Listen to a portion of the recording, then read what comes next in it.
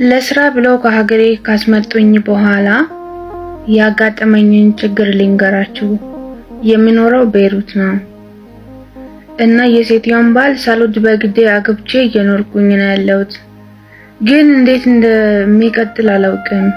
በዚህ ቀጥል ኮንትራቴ ሲያልቅ ደግሞ ወደ ሀገሬ ይሸኙኝ አይሸኙኝ ማውቀው ነገር የለም። ለጊዜው ሲሜ ይቆይ። ለስራ ብለው ነው ከሀገሬ ሲመጣ ያስመጡኝ። እንደማንኛውም ሰራተኛ ነው የመጣሁት። መጥቼ 3 ወር ከቆየሁት በኋላ ሴትዮዋና ሰውየው ሁሉ ጊዜ ቤት ውስጥ ይጨቃጨቃሉ። እኔም በሚጨቃጨቁበት ወቅት ላይ ምን ሆነው ነው ብዬ ሁሌ ይጨንቅ ነበረ። እናም እሱ ሌላ ሚስት ማግባት ነበር ሐሳቡ። እናም ሴትዮዋ ደግሞ ሌላ ሚስት የምታገባ ከሆነ ከኔ ጋር እንፋታለን፣ አብረን አንቀጥልም አለችው። እሱም ደግሞ እሷን ይወዳት ስለነበረ ከሷ መለየትም አልፈለገም። እንደገናም ደግሞ ሌላ ሚስት የማግባት ሐሳብ አለው። እናም ሴትዮዋም ከሱ ከሚለየው ብላ አንድ ቀን ይሄን ሐሳብ ያመጣችለት ሐሳቡ ምንድነው? ሰራተኛዋን እንደፈለክ መጠቀም ትችላለህ፣ ግን ከሷ ውጪ ሌላ ሴት አልፈቅድልህም አለችው። እሷም የፈቀደችው ሰራተኛዋን ነው ማለት ነው። ሌላ የሷን ሀገር ሰው አልፈቀደችለትም። ከሰራተኛዋ ጋር ግን እንደፈለክ መሆን ትችላለህ አለችው። እሱም በዚህ ሐሳብ እምቢ ሳይል ተስማምቶ ወደ ልጅቷ በመሄድ ከፈለገ ከሰራተኛዋ ጋር ያድራል፣ ከፈለገ ደግሞ ከሚስቱ ጋር ያድራል ማለት ነው።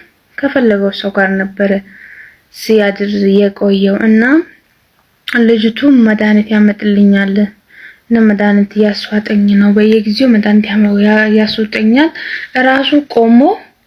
ራሱ አጠገቤ ቆሞ መድኃኒቱን በእጄ ላይ አውጥቶ ሰጥቶኝ ውሃ ሰጥቶኝ ማዋጤን ራሱ አረጋግጦ ነው ከአጠገቤ የሚሄደው እና ኮንትራቴን አሁን ልጨርስ ነው። ሰውየው ደግሞ ፖሊስ ነው። ለቢሮ ደውዬ ተናግሬ ነበረ አርፈሽ ስራሽን ስሪ ያሉኝ እና ደግሞ ለእንትኖቹም ለሊበሮቹም ደውዬ ነበረ። ሰውየው ግን ፖሊስ ስለሆነ ለማናገር ፈርተው አላናገሩትም።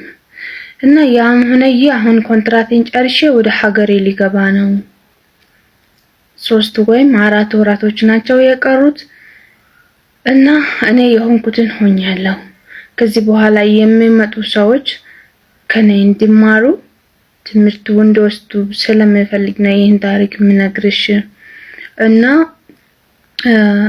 ቢሮዎች በጣም ችግር አለባቸው። ይሄን ልትነግረኝ የቻለችው ስለ ቢሮዎች በቀደም ለታ በሰራሁት ቪዲዮ ላይ ነው ማለት ነው። እና እኔ የደረሰኝ ዕጣ ፈንታ እንዳይደርሳችሁ ሁላችሁም ጸሎት አድርጉ። እኔ ኮንትራቴን እኔ ሲጨርስ ወደ ሀገሬ ሊሄድም እችላለሁ፣ ላልሄድም እችላለሁ። ከለቀቁኝ እሄዳለሁ፣ ካለቀቁኝ ላልሄድ እችላለሁ ብለኛለች። እና ቢሮ ላይ በጣም ችግር አለ ያለችኝ ሳውዲ ላይ ብቻ አይደለም፣ ቤይሩት ላይም በጣም ችግር አለ። ሁሉም ቦታ ነው። እኔ ስለ ሳውዲ በቀደም ቪዲዮ ሰርቼ ነበርና እንደዛ አለችኝ ማለት ነው። እና ሁሉም ቦታ ነው ችግር አለው። ሰውየው ፖሊስ ነው አለችኝ ማለት ነው። እና እግዚአብሔር ይጠብቀን። ታሪኩ የሰማሁት 1 ሳምንት ምናምን አልፈልግም ቪዲዮ ልስራ ያሰብኩኝ ዛሬ ማለት ነው። ለእናንተ ትምህርት ይሆናችኋል ብዬ ነው። ግን አንድ ነገር ውስጥ ከገባን በኋላ መውጣት በጣም ከባድ ነው። ከሀገራችሁ ከመውጣታችሁ በፊት ጸልዩ በእኔ ጸልዩና ጸሎት አድርጋችሁ ውጡ። በቃ ሌላ ምንም አማራጭ አለ? ወደን አይደለም እንግዲህ እንደዚህ አይነት ነገር የሚመጣብን ማለት ነው። በጣም ነው የምታሳዝነው ልጅቷ። እንግዲህ በጣም ከባድ ነው የሰው ሀገር ኑሮ።